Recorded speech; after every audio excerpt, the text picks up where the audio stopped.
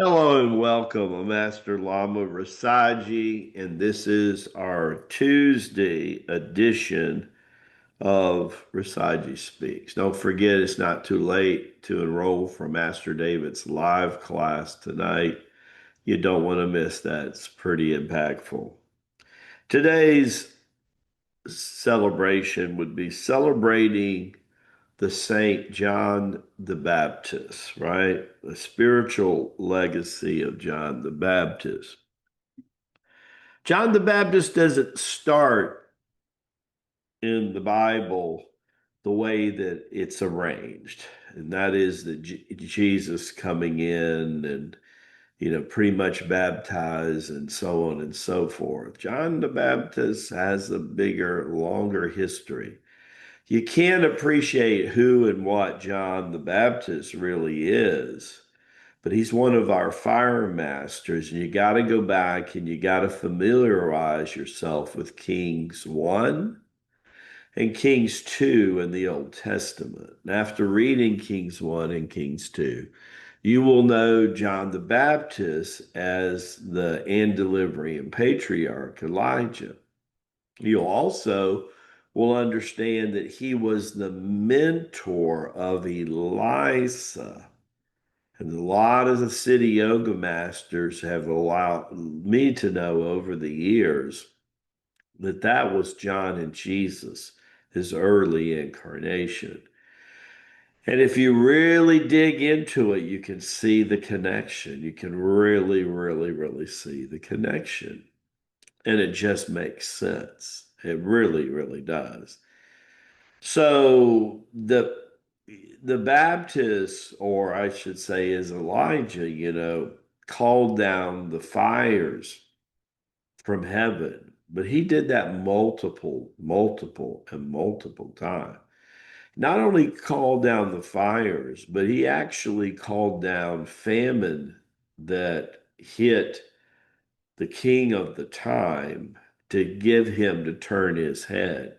A little bit reminds you of what Moses was trying to do to Ramses to get him in alignment with God.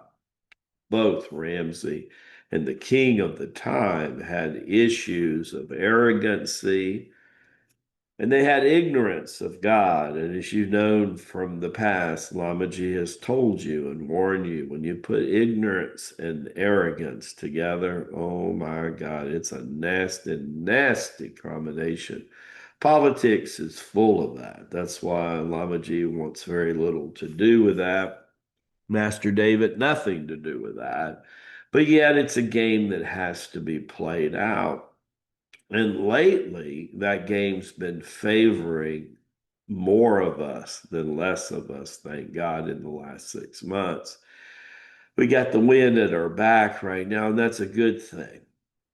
Honoring our way that we view religion and view things like John the Baptist, to be able to talk openly about reincarnation across the board. You have to understand, John was 6 months older and the cousin of Jesus.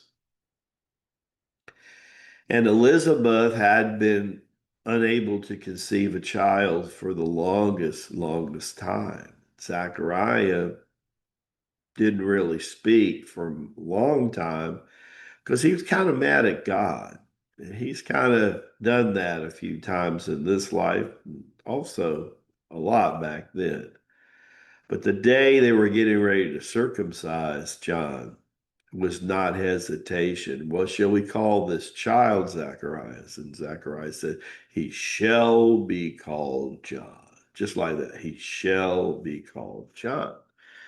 That's the way that he worded it, and that's the way. So he came up through the Essenes. They put him because Zacharias and Elizabeth were very involved, as was Mary. You got to remember that Elizabeth was Anna, the mother of the Madonna Sisters. They were sisters. And it was there. Also, you got to remember that close to the birth, the baby in Jesus was just about midterm when she showed up too. And then the baby jumped inside her belly to shade that she knew, the baby knew that it was a spiritual entity. It was an avatar. There were two avatars working together at that time, setting the stage for what would happen over the next 30 plus years. Very powerful thing.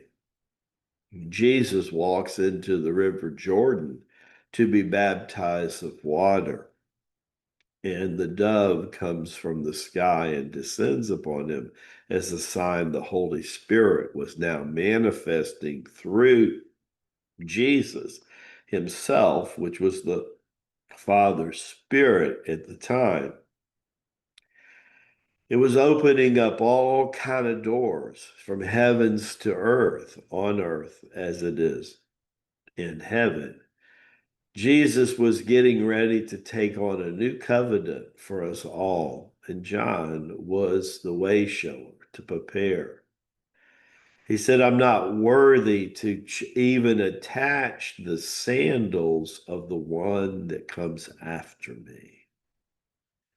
Well, when Elijah leaves, Elisha asked, throw me down a double. No, make it a triple portion. It was like somebody in an ice cream shop didn't know whether they needed 2 scoops or 3 scoops. He said, what the hell? If you're showing out promises and favors, go ahead and give me a triple whammy of what?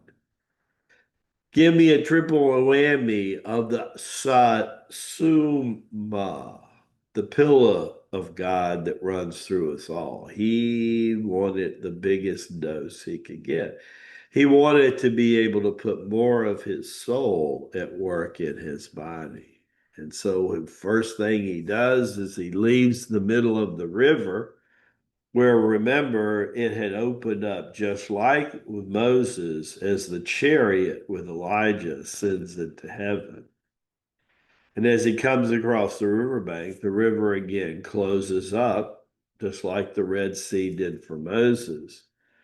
And they're sitting around wondering, should they, meaning the other apostles of Elijah, should they follow Elisha?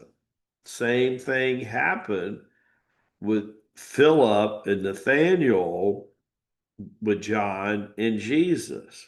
Told them to go follow. They didn't want to go follow because of their loyalty initially. But now it was the same thing happening. So God, the Father, Abba, set up a moment to push them over.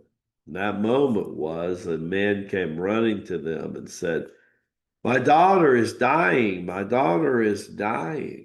And Eliza says, well, let's go. And we will go to the upper room, of which Jesus lays across the child, the sign of the cross, with his arms fully stretched out. And Valade du cume, Valade di cume, arise and walk. And he turns to the Father and he says, she is but sleeping. She is not dead. She is but sleeping, right? And so what happens at that moment, the child raises up. Sound familiar? Right? Are you wakening up, brothers and sisters? Chime in there and let us know if you're awake and got eyes to see and ears to hear the truth, the Lamaji, the truth, the light of the truth from the Lamasery. And as we say in Tibet, in the Lamasery, Baraka Bushai, may the blessings be to you and your glorious family. See you again real soon. God bless.